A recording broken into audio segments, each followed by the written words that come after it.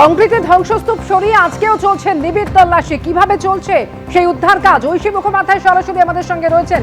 ঐশী, যে কথা তুমি এর আগেও বারবার বলছিলে যে ভেতরে যে আর কেউ আটকে নেই সেটা নিশ্চিত হওয়ার পরই তবেই সেই ম্যাসিভ কাটিং করা হবে, সেই কাজ এখন কোন পর্যায়ে?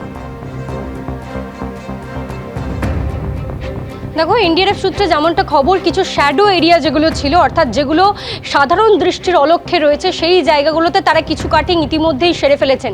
গতকাল গভীর রাতে এবং আজকে সকালে সেই সমস্ত জায়গায় কাটার দিয়ে কাটিং করা হয়েছে শুধুমাত্র দেখার জন্য যে সেখানে আর কেউ আটকে রয়েছেন কিনা। গতকালই কিন্তু কিছু জায়গা সুনির্দিষ্টভাবে চিহ্নিত করা হয়েছিল এনডিআরএফ এর দলের দ্বারা। আমি দেখাতে বলবো ছবিটা একবার শান্তনুকে। এখান থেকে যে ধ্বংসস্তূপ তুমি দেখতে পাচ্ছ, সেই বিশাল ধ্বংসস্তূপ, বিশাল জায়গা জুড়ে যে ধ্বংসস্তূপ, সেখানে কিছু শ্যাডো এরিয়াজ রয়েছে, অর্থাৎ কিছু জায়গা কিন্তু সাধারণ দৃষ্টির অলক্ষ্যে রয়েছে, অর্থাৎ স্বাভাবিকভাবে সেগুলো দেখা সম্ভব নয়। সেগুলোর ক্ষেত্রে কিন্তু একাধিক পদক্ষেপ নিতে হয় এবং সে কারণেই কিন্তু কিছু জায়গায় গর্ত করে, কিছু জায়গা বেছে নিয়ে সেই সমস্ত জায়গাকে কিন্তু দেখা গিয়েছিল যে কাটার দিয়ে কেটে, এবং গতকাল রাত্রেবেলা গভীর রাতে এবং আজকে সকাল পর্যন্ত কিন্তু এনডিআরএফ সূত্রে এমনটাই খবর যে তারা সেই সমস্ত কাজগুলো চালিয়েছেন।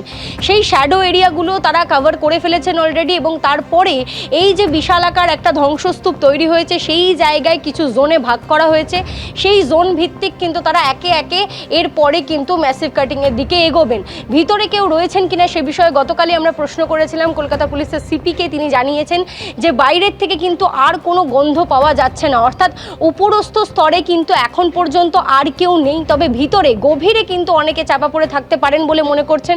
গতকাল দমকল প্রতিমন্ত্রী এসেছিলেন কৌশিক চৌধুরী, তার সঙ্গে আমরা যখন কথা বলি তিনি তখন জানান যে ভিতরে কিন্তু অনেকে চাপা পড়ে থাকতে পারে, কারণ এখানে যারা শ্রমিকরা কাজ করেন আশেপাশের এলাকায় তারা জানিয়েছেন যে প্রতিনিয়ত এখানে 50 থেকে 60 জন কাজ করত। যারা উদ্ধার হয়েছেন সেই সংখ্যা কিন্তু এখনো 60-এর মাত্রাকে ছোঁয়নি, সে কারণেই কিন্তু মনে করা হচ্ছে যে ভিতরে কেউ থাকলেও থাকতে পারে।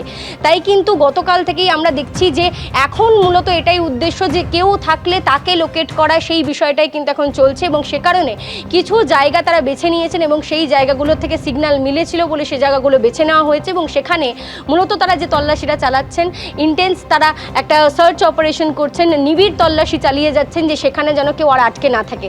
আমরা এনডিআরএফ সূত্রে এটাও জানতে পারছি যে গতকাল রাত্রেবেলা এবং আজকে ভোর রাতে কিন্তু তারা বিশেষ কিছু জায়গাতে তারা শ্যাডো এরিয়া যেগুলো ছিল, যেগুলো দেখা যাচ্ছিল না ওপর থেকে, সেই জায়গাগুলোতে কিন্তু তারা কিছু কাটিং করেছেন। ম্যাসিভ কাটিংয়ের দিকে তারা অল্প অল্প করে এগোচ্ছেন এবং তার পরবর্তী সময়ে এই বিশাল ধ্বংসস্তূপকে তারা 4 থেকে 5টি ভাগে ভাগ করবেন এবং তারপরে সেই জোন ভিত্তিক তারা আরও একবার তল্লাশি চালাবেন, এবং সেই তল্লাশি চালানোর পরে কিন্তু তারা ছাড়পত্র দেবেন যে এনডিআরএফ এর পক্ষ থেকে যে সেই জায়গার ডেব্রিস অর্থাৎ ধ্বংসস্তূপ এবার আস্তে আস্তে সরানোর কাজ শুরু করা যেতে পারে। সে কারণেই কিন্তু আমরা দেখেছিলাম গতকাল ভারতীয় রেলের সাহায্য চাওয়া হয়েছিল। ভারতীয় রেলের পক্ষ থেকে অক্সি কাটার, প্লাজমা কাটারের মতো যন্ত্রাংশ নিয়ে আসা হয়েছে। সেই সমস্ত যন্ত্রপাতি ব্যবহার করা হবে লোহার বিমগুলোকে কাটার জন্য, এবং যে বিশাল কংক্রিটের চাই দেখতে পাচ্ছ সেগুলোর জন্য কিন্তু পরবর্তী সময়ে আরও অন্যান্য রকমের যে সমস্ত যন্ত্রপাতি এবং জেসিবি সেই সমস্ত জিনিসগুলো কিন্তু আনা হবে, বুলডোজার আনা হবে এবং সেগুলো সরানোর কাজ শুরু করা হবে। তবে সেই বৃহদাকার যন্ত্রপাতি ব্যবহার করার আগে কিন্তু তারা সুনিশ্চিত হতে চাইছেন যে ভিতরে যেন একজনও জীবিত অবস্থায় আটকে না থাকেন।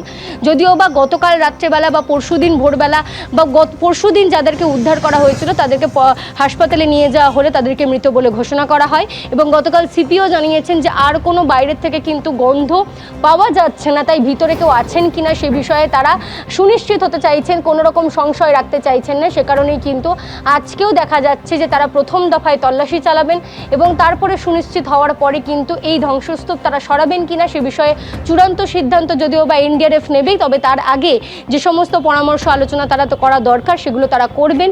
এবং এখানে আমরা প্রথম দিন থেকে দেখছি যে এক অদ্ভুত সমন্বয়, প্রত্যেকে কিন্তু একত্রিত হয়ে মিলিতভাবে কাজ করছে।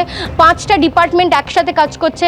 কলকাতা পুলিশের ডিএমজি দেখতে পেয়েছি, আমরা দেখতে পেয়েছি যে দমকল বাহিনী প্রাথমিকভাবে কাজ শুরু করেছিল, তার পরবর্তী সময়ে সেনাবাহিনী, এনডিআরএফ, গতকাল থেকে ভারতীয় রেল, পুরসভা প্রত্যেকে একত্রিত হয়ে একটা প্ল্যান মাফিক কাজ করে যাচ্ছেন।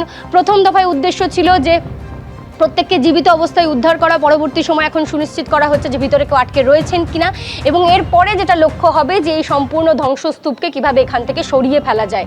তবে গতকালকেই যেমনটা সিপি জানিয়েছিলেন এবং আজকে এনডিআরএফ এর যারা উচ্চপদস্থ আধিকারিক রয়েছেন তারা আসবেন, এবং তারপরে কিন্তু এনডিআরএফ এর যে কর্মীরা রয়েছেন যারা গতকাল এবং আজকে সকালবেলায় যেভাবে ওই শ্যাডো এরিয়াগুলো কভার করেছেন সেটা তারা জানাবেন যে সেখান থেকে কোনো রকম কিছু মিলেছে কিনা বা কোনো সন্ধান মিলেছে কিনা, তারপরেই কিন্তু তারা এই সম্পূর্ণ এলাকা এলাকা আস্তে আস্তে খালি করা শুরু করবেন। ধন্যবাদ ঐশী তোমাকে। এবিপি আনন্দ, এগিয়ে থাকে, এগিয়ে রাখে।